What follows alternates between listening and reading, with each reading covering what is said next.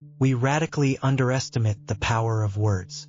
We treat them as mere tools for communication, neutral containers for information, when in fact they are biological triggers, chemical signals, activators of inner states. A word does not stop at the mind. It moves through the body first.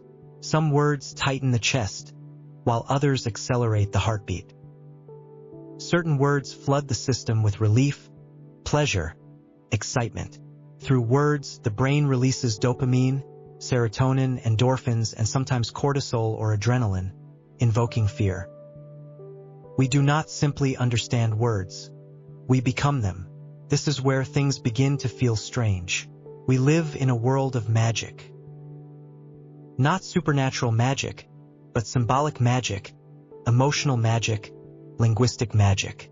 Like animals sensitive to signals, we respond to sounds, labels, narratives, and symbols often before conscious thought has time to intervene. A slogan, a title, a name, a story repeated often enough, the body reacts before the mind decides. This is exactly what happens in our relationship with the other.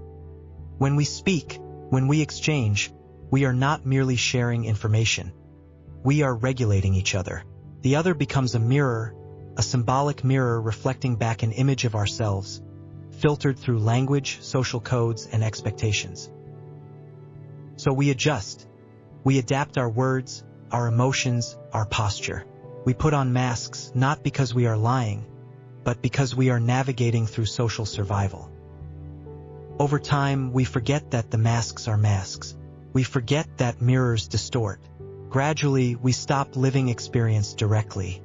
We begin living through paradigms, ideological sets, cultural frameworks, and systems of belief, an infinity of overlapping sets forming what we call reality. Each matrix has its vocabulary, its authorized emotions, its acceptable fears, and its rewarded desires. We move from one to another seamlessly, believing ourselves free while remaining largely hypnotized.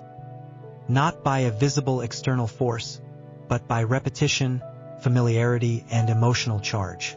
The danger is not that this magic exists. It is an intrinsic part of being human.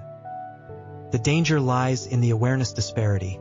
Those who understand how words shape emotions can influence and manipulate through suggestion. This is how dogmas are born, how toxic ideologies spread, entrancing entire populations with emotionally charged stories. So what do? We do not reject language or escape the matrix. That is another illusion. We move from unconscious immersion to lucid participation.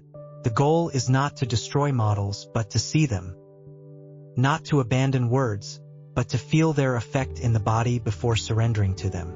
Sometimes the psyche needs a purge, silence, distance, a suspension of narratives, a momentary unplugging from the loops that keep us locked in hypnosis.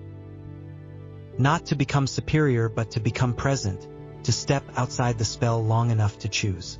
Exiting the matrix is not about leaving it forever. It is about gaining enough distance to decide how we live inside it, which words we allow to pass through us, which stories we inhabit, and which sets we explore. The magic does not disappear. It becomes conscious. And in a world made of words, that consciousness may be the deepest form of freedom we have.